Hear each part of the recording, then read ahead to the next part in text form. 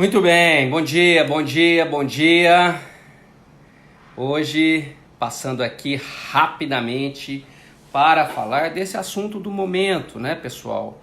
Como que fica os estudos em períodos de incerteza, né? Incerteza até da área trabalhista. Tem se falado muito do futuro da Justiça do Trabalho, do futuro da fiscalização do trabalho, do futuro do Ministério Público do Trabalho. Então eu queria trazer algumas reflexões aqui com você e que eu tenho pensado nos últimos dias, aproveitando aqui o meu primeiro dia de férias para dividir 2 minutos de conversa. Lembre-se, se você não concordar com nada do que eu estou falando, tá tudo certo. Outro ponto aqui, eu vou falar do atual cenário que eu sinto, né? Não vamos entrar em discussões políticas, né? Então, se você pensa de um lado, de outro, guarde para você, porque eu não vou expor a minha. Eu vou falar do que eu sinto para a área trabalhista. Então, aqui, paz, né, pessoal? Estamos do mesmo lado, tá legal? Eu coloquei 5 pontinhos aqui para ficar mais organizado, para essas reflexões. Se você souber de alguém que esteja também com essas dúvidas, esteja estudando ou esteja na área trabalhista, é só vir aqui e compartilhar esse vídeo para a gente poder pensar juntos o maior número de pessoas. Tudo bem?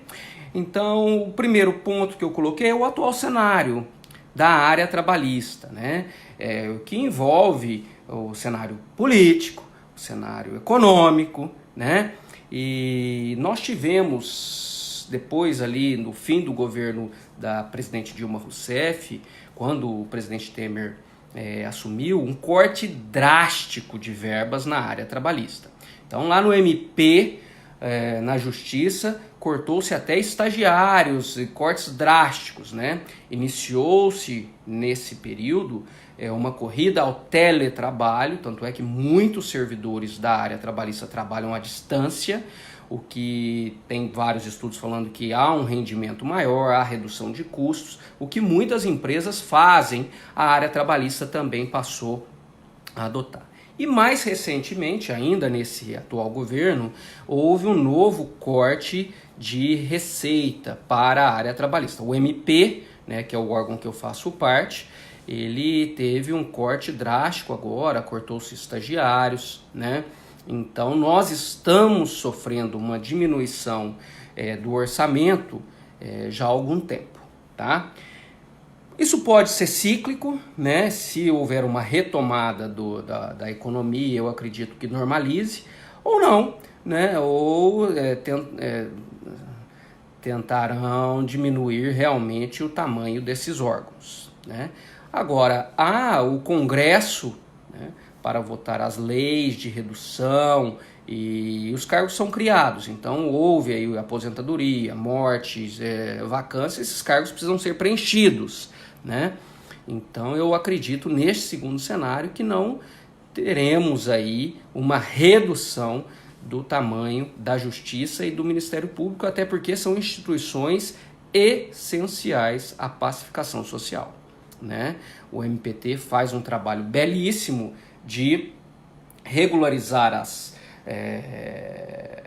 condutas trabalhistas, ainda enquanto o empregado é empregado. A Justiça do Trabalho, ela faz o papel de dar aí a justiça para os desempregados muitas vezes, que ele não está mais no emprego e vai até lá para receber suas verbas trabalhistas, aquelas que ele não recebeu no prazo, tá bom? Então são instituições assim essenciais ao país. E aí, a hora que eu vejo os assuntos de extinção da Justiça do Trabalho, extinção do Ministério Público, a minha opinião, fake news, não acredito.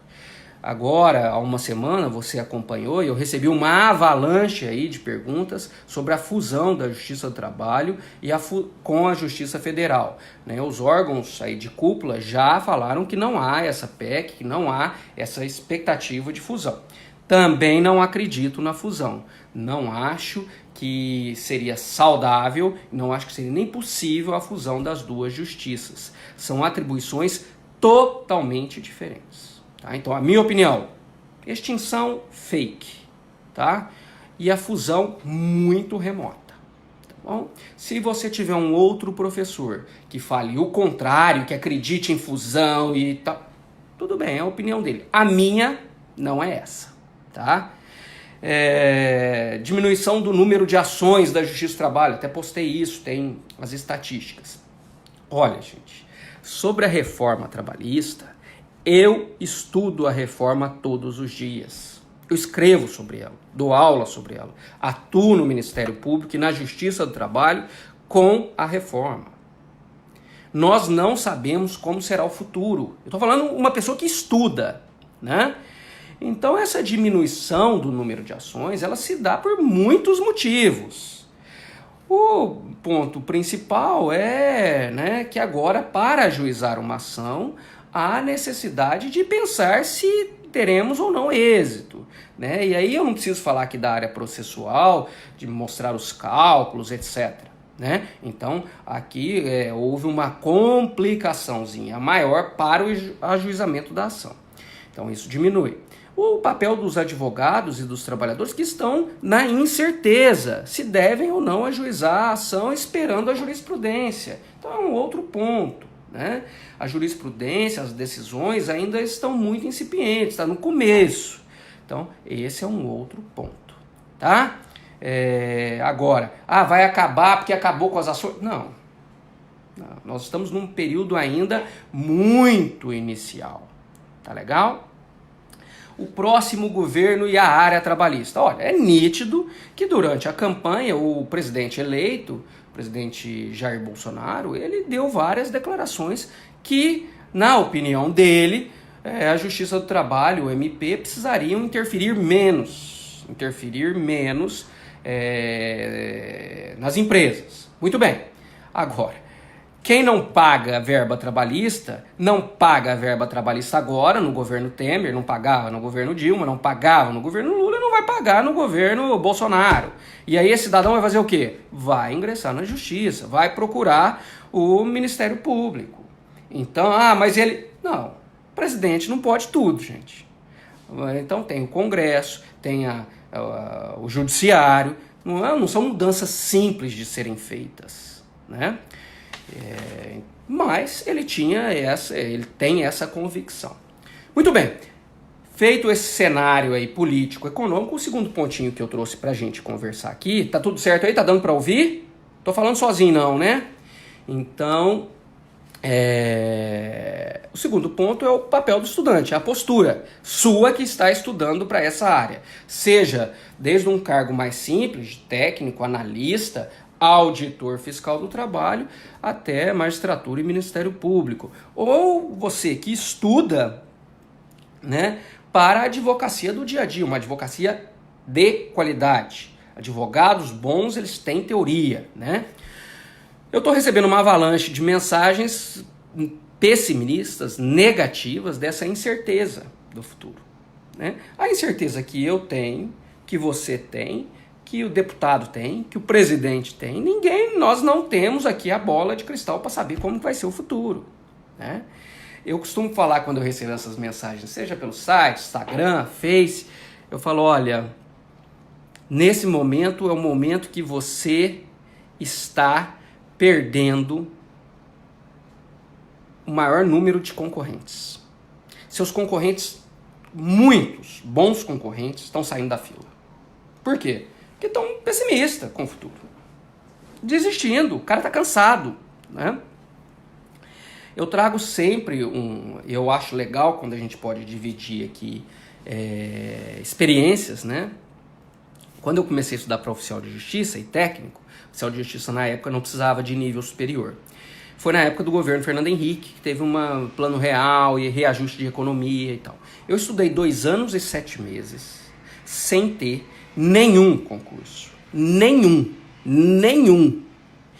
Aí você fala, bom, e aí? Eu queria mudar de vida. Eu não queria fazer o que meu pai faz. Eu não queria a vida dele. Henrique, e aí? Se tivesse saído o concurso de oficial de justiça, o técnico, naquela época, era para a Justiça Estadual, TJ de São Paulo, eu teria passado. Eu estava pronto para passar. Pronto. Sabia português, sabia penal, sabia processo penal. Então, é isso. A postura do estudante nesse momento é o seguinte: o que eu quero para o meu futuro? É o cargo na área trabalhista que eu visualizo?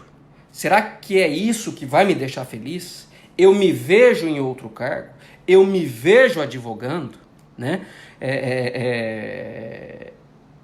Eu encontrei anteontem um casal de concurseiros num restaurante aqui em Ribeirão Preto, da onde eu estou gravando aqui a nossa conversa. E foi muito interessante. Quando você me encontrar, me cumprimente, né? Fala: oi Henrique, eu fui seu aluno tal curso, ou tem seu livro, tal. Eu acho ótimo essas conversas. E é um casal aqui da região, estava passeando aqui, e aí a moça virou, eu até esqueci o nome dela, ela falou assim: olha, eu vou mudar de área. Aí eu falei: por quê? Ela falou: a área trabalhista vai acabar. Eu falei: vai? Eu falei: então eu vou ficar desempregado, eu vou ter que mudar de área também, né? Aí ela falou assim: não, veja, eu vou mudar para TJ porque tem mais chance de ter concurso. Eu falei: aham. Eu falei: e você se vê no TJ?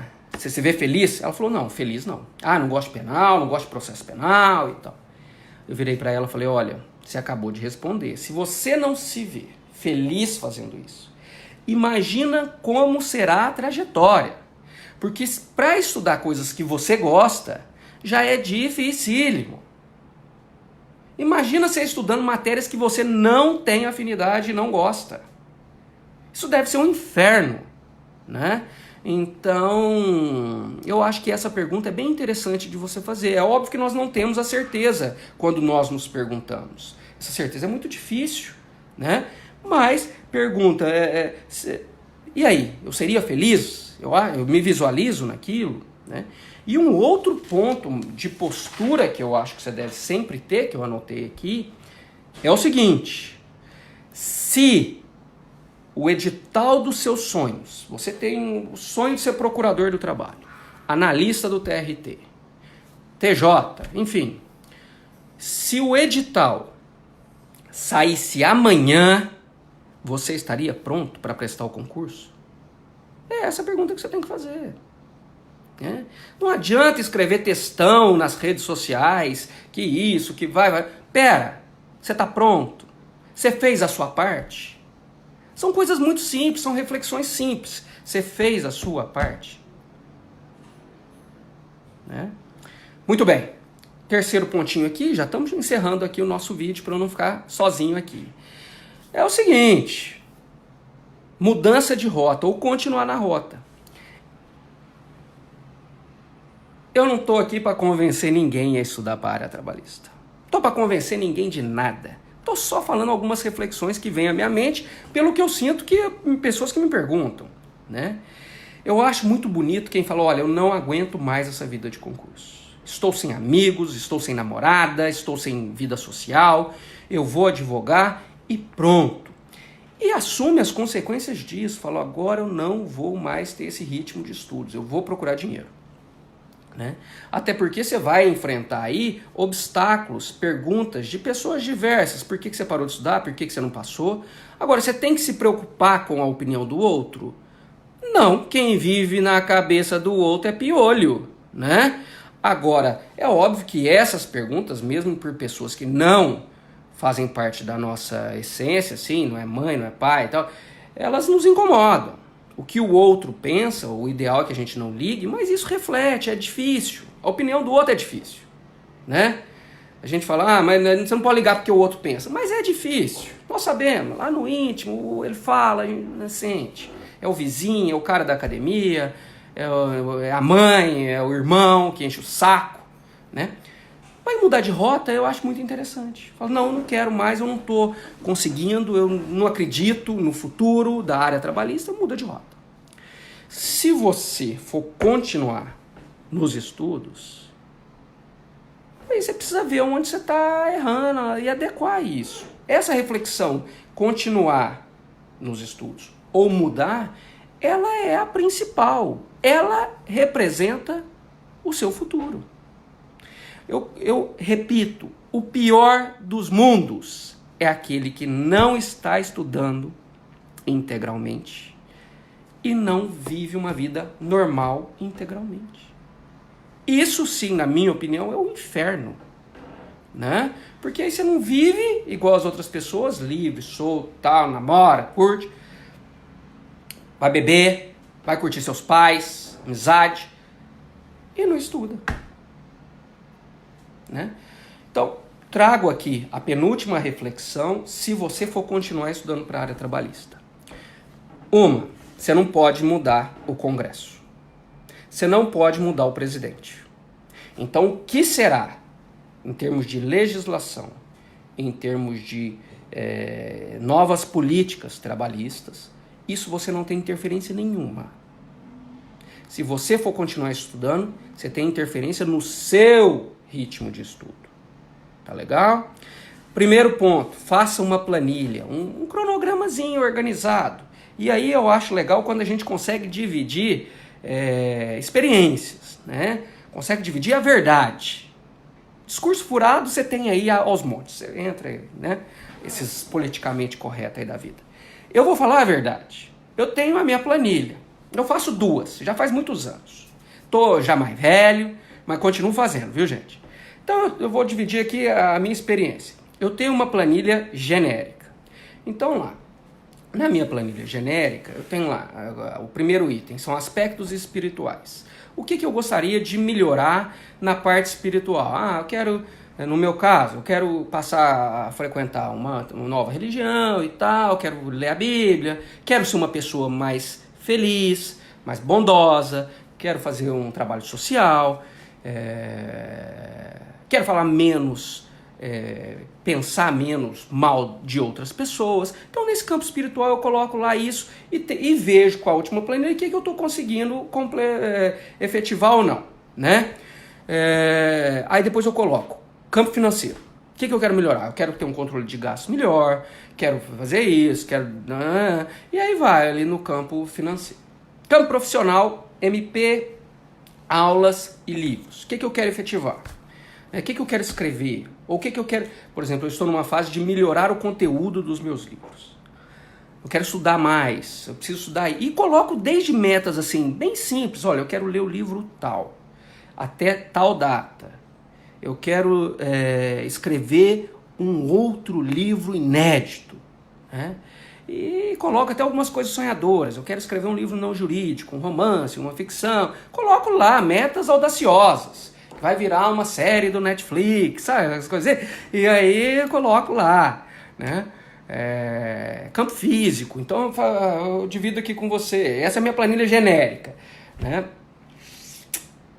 Quero emagrecer tantos quilos. Quero voltar a correr. Então, eu queria voltar a correr há 2 anos. Agora eu estou lá num grupo de corrida, tentando arduamente ali. Porque os problemas, os seus problemas como estudante, não são mais ou menos do que os meus, né? Eu tenho lá 2 filhos pequenos, sou solteiro, eles moram parcialmente comigo, então o filho fica doente, tem que levar no médico. Esses dias o meu pititico lá ficou doente, fiquei a noite inteira com ele no colo, no outro dia estava estragado, fui fazer o dia. Então tenho esses problemas e às vezes eu não consigo efetivar lá o campo físico que eu coloquei na planilhinha. E aí? E aí que fazia 2 anos que eu estava tentando. Coloquei esse ano pela 3ª vez, quero emagrecer tantos quilos, quero voltar a correr, né? Enfim. E aí, o último são, na planilha genérica, aspectos do dia a dia. O que eu quero fazer no dia a dia? Então, eu queria usar menos o celular, ficar menos nas redes sociais, queria ficar mais com os meus pais. Então, essas coisas bem... E metas audaciosas do dia a dia, né? Queria ser uma pessoa extremamente organizada, com papéis, conta e tal, e coloco lá. E hoje eu faço até mais evoluído um pouquinho, eu coloco a planilha do lado ali no meu criadinho. Eu tenho um criado mudo do lado da minha cama, titico. Eu coloco a planilha ali. Uma vez por semana eu bato o olho ali com medo. Falo, putz, olha aqui que bosta, cara, não tô conseguindo. Porra, olha que legal, consegui. Então eu tenho um lápis ali que eu fico me torturando para ver se eu tô fazendo ou não, né? E tem uma planilha profissional. Essa, que serve muito mais para você do que para mim, tem inclusive, se você tiver algum livro meu, você tem lá a planilhinha profissional. É colocar os dias da semana e o seu ritmo de estudo. E aí? E aí tentar efetivar. Agora, gente, na boa, planilha tem que ser real. Então não adianta você colocar 12 horas de estudo, 10 horas de estudo, se você tem 2 horas para estudar. Coloca a coisa pelo princípio da primazia da realidade. Coloca a coisa lá real. Né? Então, tá conseguindo? Não tá? Essas planilhas mirabolantes aqui eu vou dividir com você. Eu acho legal quando o professor divide intimidade, se deu certo, se não deu, fracasso, sucesso. Eu acho isso fantástico. Eu tava nesse grupinho de corrida aí o ano passado, e tentando, e vai, e tudo. Os caras tinham um aplicativo massa, velho, que sincronizava com o relógio, esses relógios, chama Garmin aí e tal. E vai na galáxia, não sei o que. Meu, não conseguia cumprir a planilha dos caras nem a pau, não entendia. Não entendia, fiquei velho, nessa tecnologia pra mim não dava. Né? E me achava um completo idiota. A hora que eu tinha que sincronizar, ficava 1 hora aqui, falando, não, como é que é e tal, não sei o que. Enfim, tava desse tamanho, de gordo. Conseguia, né? Aí eu falei, olha, eu vou sair. Ele falou, não, cara, mas é o grupo mais tecnológico de Ribeirão. Pô, não dá. Agora eu tô num grupo de corrida lá, paga 50 conto por mês, o cara faz uma planilha no PDF. PDF. Velho, eu ponho lá no papel e falo, agora eu tô conseguindo. Então, muito mais efetivo pra mim. Então veja, não tô falando mal de tecnologia não, porque eu uso toda hora. Mas você precisa ver se essas planilhas mirabolantes, você tá conseguindo cumprir ou não. A coisa é simples, né? Então, e aí, vai ou não vai? Né? Então, o meu PDF, ainda bem que eu encontrei um amigo, também é da área, ele falou, cara, eu tava no grupo de corrida lá, não conseguia ver o que eu tava fazendo. Eu falei, não, eu tava igual você, ainda bem que você tá me falando, né? Então, eu tô no PDF, uma planilhinha assim, e a minha planilha, seja a profissional, seja a geral, ela tá num papel de rascunho, né? Tá num papel zeco, assim. Agora, você pode fazer um trem, você pega lá o aprovado, tem um aplicativo aqui, hoje já deve ter até outros. Pô, horas líquidas e tal, e pô, fantástico, né? Eu acho aquilo lá lindo. Se você conseguir, show, você tá na frente de milhares. Uma menina virou e falou assim, eu consigo estudar 12 horas por dia, esses dias, no Instagram.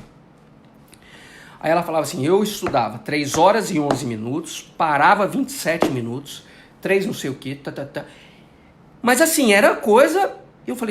Ela falou, e eu estudava 12 horas. Tanto é que ela passou. Agora você fala assim, Henrique, e aí, você? Pô, se eu fizesse isso, eu ficava doente e não passaria. Não é o meu ritmo. Então veja, entenda a sua rotina. Se você estuda melhor à noite, estude à noite. Né? Conta outra coisa que eu já contei aqui. Eu tenho a necessidade de dormir depois do almoço. Eu durmo pouco à noite, mas eu almocei, eu não sou ninguém. Eu não consigo ler uma linha. Então, o dia que eu estudar, quando eu estudava para concurso, eu tinha que dormir. E nos primeiros anos eu colocava despertador para dormir 15 minutos, 10 minutos. Era torturante. Por quê? Porque eu acordava podre. Depois de um tempo, eu tinha as tardes para estudar, eu sempre trabalhei de manhã e à noite, dando aula, sempre fui professor. Eu não punha mais despertador, às vezes eu dormia 10 minutos, às vezes eu dormia 2 horas. E aí? E aí, meu? Que aí eu rebentava. Ah, mas você tinha menos tempo para estudar, mas era estudo com qualidade. Só que eu tinha as tardes. Agora, você tem 2 horas para estudar, você não se dá o luxo de fazer essas coisas. Você tem que estudar nas 2 horas. Né? Então, último ponto aqui, para a gente fechar essas reflexões, e você já volta para estudar, eu volto para as minhas férias, merecidas e conquistadas com suor. É isso. Rotina de estudo, ritmo de estudo, se você for continuar, é óbvio que você tem que ser atleta de ponta. O concurseiro é atleta de ponta. Tem um ritmo árduo, difícil, mas não é corredor da morte. Se você está estudando achando que você está indo para o corredor da morte, está tudo errado. Vai estudar, aceite esse período como um período mais fantástico da sua vida de aprendizado. Tem matérias que você tem mais afinidade, outras não. As que você não tem, vai firme também. Que esse período vai mudar para sempre a sua vida. A felicidade, ela é encontrada no caminho, não é só no final.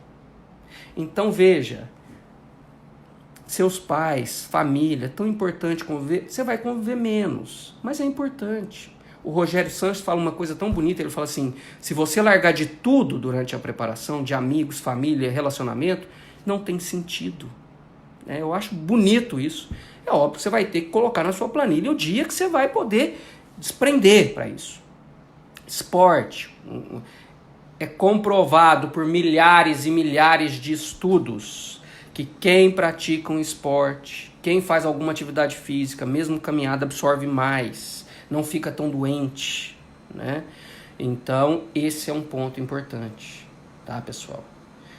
Caminhada, tá sem grana para fazer academia, o ideal era fazer uma academiazinha, até para o fortalecimento das costas, aquela coisa toda. Eu não tinha grana na época, não tinha tempo. Eu fazia uma caminhada em volta do quarteirão onde eu morava, fiquei andando ali, devia ter feito até um trilho, assim, de tanto eu andar ali, né? Então, aí depois de um tempo, comecei a ganhar melhor como professor, fiz a inscrição lá do SESI. SESI é um clube que tem aqui, popular, no estado de São Paulo. Eu nadava a 1h da tarde.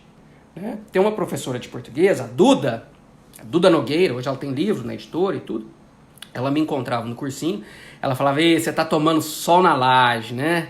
Então eu tava sempre bronzeado, parecia que eu tava em férias, pô. Mas não, o único dia que eu tinha pra nadar era segunda e quarta, ia lá e nadava rapidinho, né? Fazia um esporte, isso foi excelente pra mim.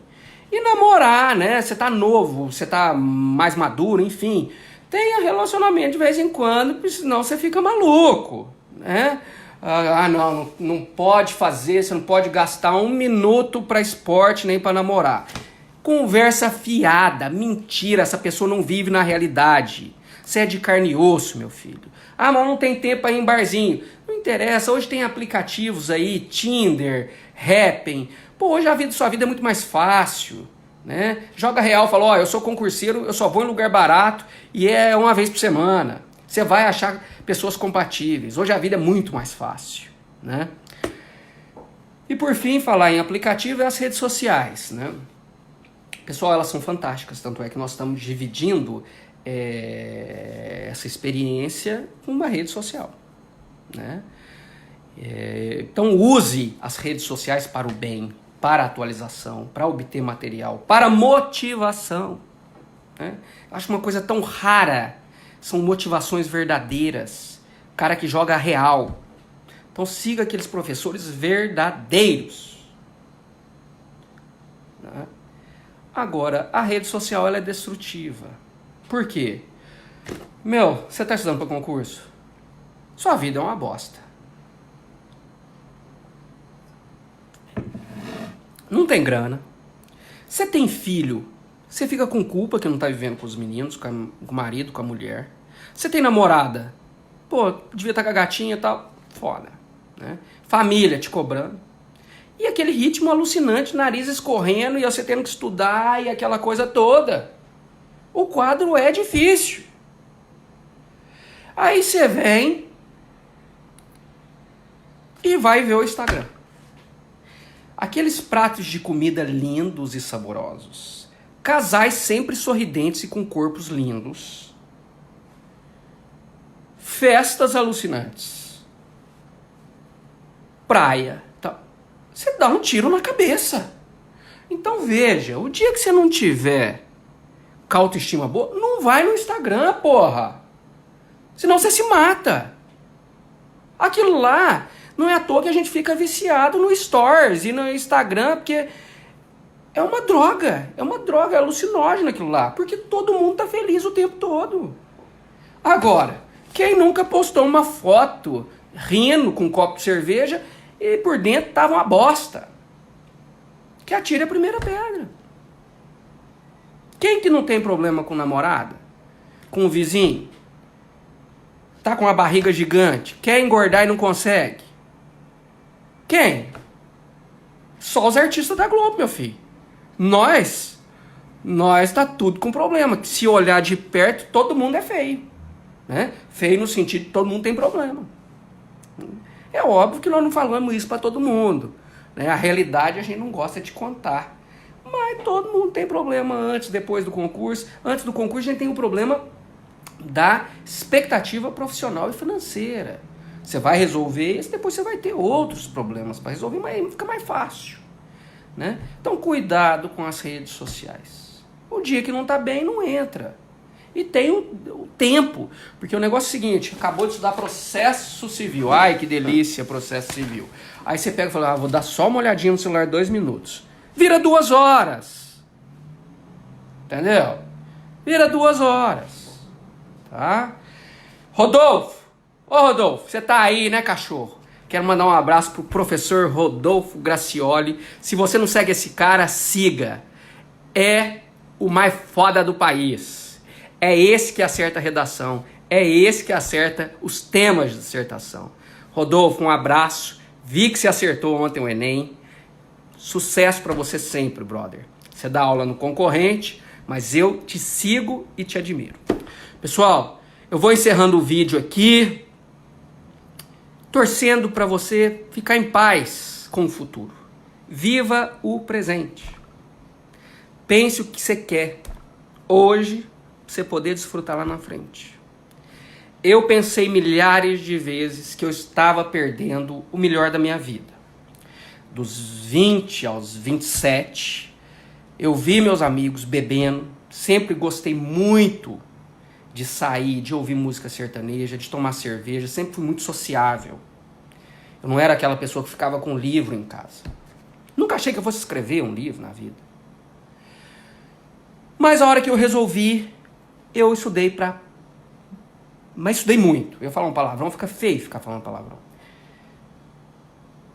Perdi 7 anos de vida social. Quando eu ia nas baladas com o pessoal, eu estava totalmente fora. Primeiro que eu estava aprisionado no concurso, eu só pensava nisso. Eu não tinha uma planilha organizada. Tipo assim, olha, hoje eu vou sair, foda-se.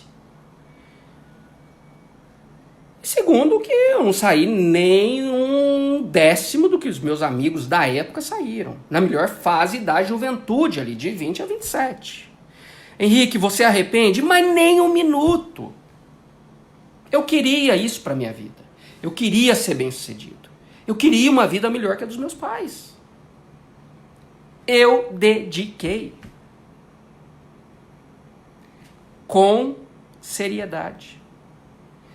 Você não escutará de outro professor que teve tantas reprovações. Eu tive. Foi frustrante? Impactante? Tive que tratar? Tive. Mas eu enfrentei o que eu queria. Você está enfrentando? É essa a pergunta que você tem que fazer. Né? Se um dia você encontrar algum amigo meu de faculdade, e são todos uns filha da puta, esses meus amigos mais próximos, eles vão falar que eu não era parâmetro para estudar. Por quê? Gostava muito de festa de peão de rodeio, gostava de ir pra balada, né? Já tinha dinheiro porque eu dava aula de inglês. Mas a hora que eu parei para estudar, eu parei de verdade. E passei no concurso, depois fui dar aula, fui escrever, queria livros mais didáticos. Mudei, porque eu queria. Não fui um bom aluno. E aí? Estou aqui hoje conversando com vocês. Deixo aqui, para finalizar, a indicação de 2 livros, se você está na dúvida aí, fala, final de ano, está meio parado, eu quero atualizar. Pessoal, esse é o meu último livro, é o Resumo Direito do Trabalho. Ele é um resumo completo, de 800 páginas. É o meu livro mais atual e mais direto. Eu coloquei tudo de forma mais sucinta, com base na reforma trabalhista. Então, se você quer uma atualização de final de ano, é essa. Pega da primeira à última. Uma sentadinha de 3 semanas você mata. Tá? Faz os esqueminhas e tal, tranquilo. Agora, se você não atualizou, na reforma trabalhista, aí é esse rapidinho aqui. Esse já virou, né? Muita gente tem, é da editora Saraiva, o outro é da editora Juspódio. Guia prático da reforma trabalhista. Rapidinho, tudo que mudou em direito e processo de trabalho, editora Saraiva. Tá bom? Meninos, um beijo, fiquem com Deus. O próximo vídeo que eu fizer aqui no Face, eu vou falar do dia a dia do MPT. O que nós fazemos no dia a dia, na esfera administrativa e na judicial. Tem várias pessoas me pedindo, né, para falar sobre o MPT, e aí eu vou gravar um vídeo aqui para vocês. Até mais.